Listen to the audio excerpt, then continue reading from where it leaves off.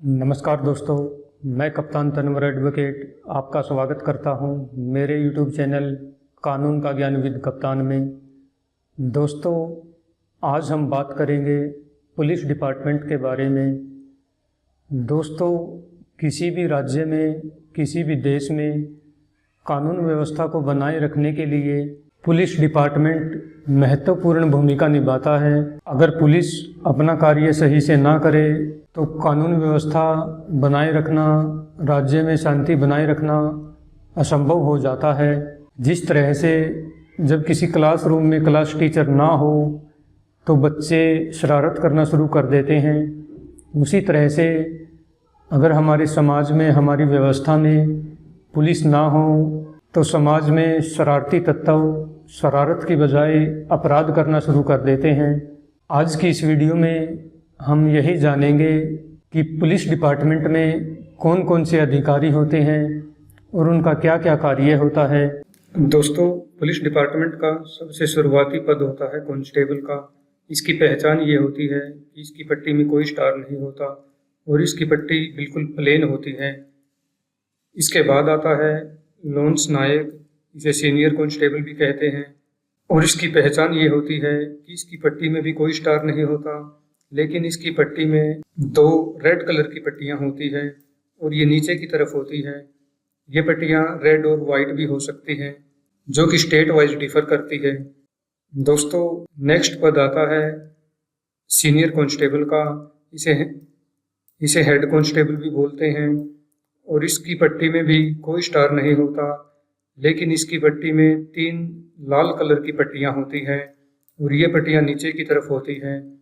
अब बात करते हैं कांस्टेबल के कार्य की। तो दोस्तों, जब भी किसी चौकी में या किसी थाने में कोई कंप्लेंट आती है तो हेड कांस्टेबल का कार्य होता है कि वो कंप्लेंट को दर्ज करे और उसकी फाइल को सुरक्षित रखे तथा कंप्लेंट के बारे में अपने अधिकारियों को सूचित करे ताकि वो आगे की कार्रवाई कर सके। तो किसी केस का शुरुआती कार्य हेड कांस्टेबल को ही करना होता है। तो इस तरह से 3 तरह के कांस्टेबल हो जाते हैं: कांस्टेबल, लॉन्स नायक और हेड कांस्टेबल। इसके बाद आता है एएसआई यानी कि असिस्टेंट सब इंस्पेक्टर का पद। इसकी पहचान होती है कि इसकी पट्टी में 1 स्टार होता है और 2 पट्टियां होती हैं, जो कि एक रेड कलर की और एक ब्लू कलर की। अब बात करते हैं एएसआई के कार्य की। तो दोस्तों, एएसआई किसी चौकी में एक्टिव मेंबर होता है।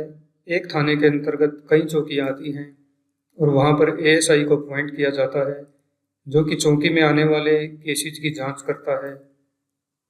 उसके बाद आता है एसआई यानी कि सब इंस्पेक्टर। इसकी पहचान ये होती है कि इसकी पट्टी में 2 स्टार होते हैं और एक रेड कलर की पट्टी व एक ब्लू कलर की पट्टी होती है। अब बात करें सब इंस्पेक्टर के कार्य की। तो दोस्तों, सब इंस्पेक्टर चौकी इंचार्ज होता है। सब इंस्पेक्टर को किसी चौकी में अपॉइंट किया जाता है और सब इंस्पेक्टर की ड्यूटी होती है कि वह चौकी में आने वाले केस के लिए आईओ को अपॉइंट करे और उस केस की जांच करवाए। उसके बाद केस की इंफॉर्मेशन अपने हायर ऑफिसर्स को दें और केस की प्रोग्रेस के बारे में बताएं। इस तरह से किसी चौकी के अंदर ये कर्मचारी हो सकते हैं, जो कि कांस्टेबल, उसके बाद लॉन्स नायक यानी कि सीनियर कांस्टेबल, उसके बाद हेड कांस्टेबल और उसके बाद एएसआई असिस्टेंट सब इंस्पेक्टर और उसके बाद सब इंस्पेक्टर। ये सभी मिलकर किसी चौकी का कार्य संभालते हैं। दोस्तों, इसके बाद आती है बात पुलिस स्टेशन की यानी कि पुलिस थाने की।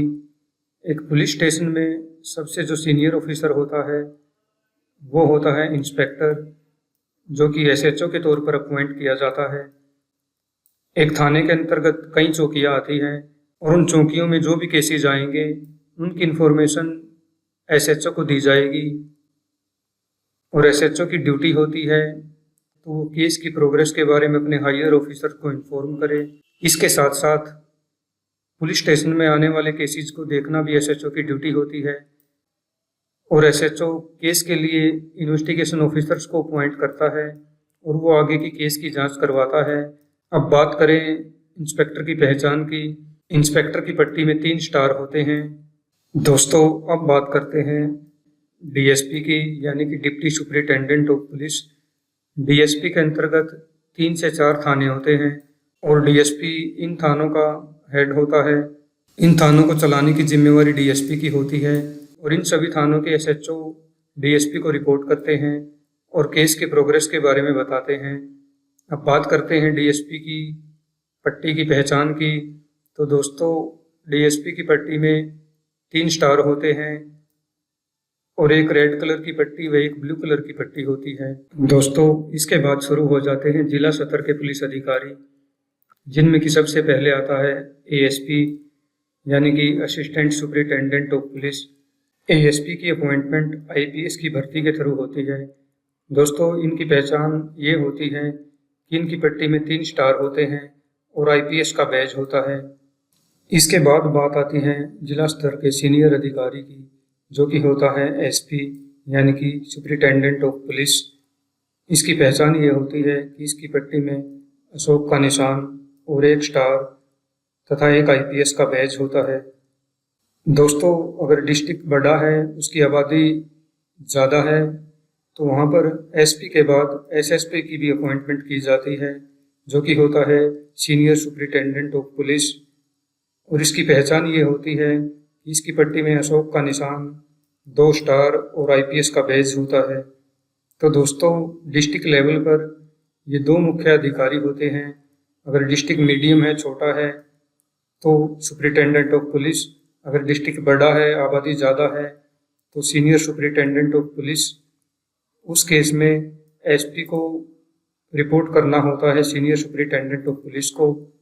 दोस्तों, इसके बाद आ जाते हैं स्टेट लेवल के पुलिस ऑफिसर्स, जिनमें सबसे पहले आता है डीआईजी, यानी कि deputy inspector general of police.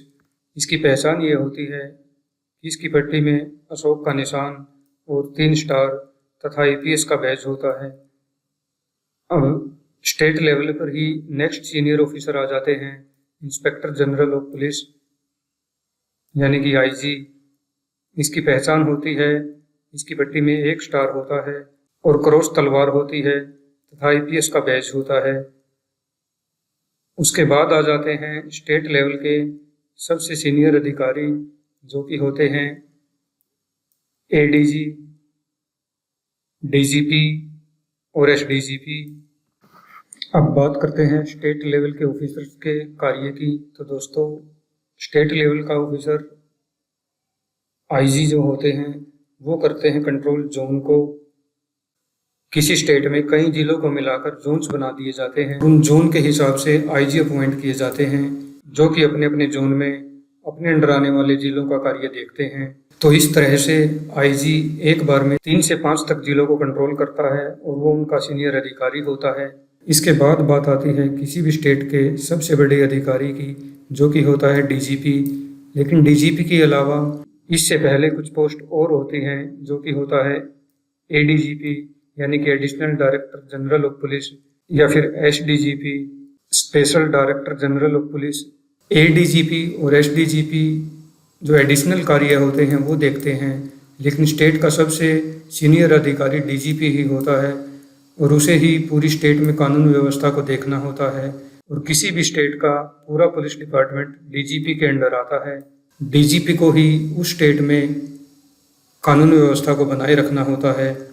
तो दोस्तों, इस तरह से ये सभी रैंक वाइज डिटेल है पुलिस डिपार्टमेंट की और उनके कार्य की। दोस्तों, आशा करता हूँ वीडियो आपको इन्फॉर्मेटिव लगा होगा।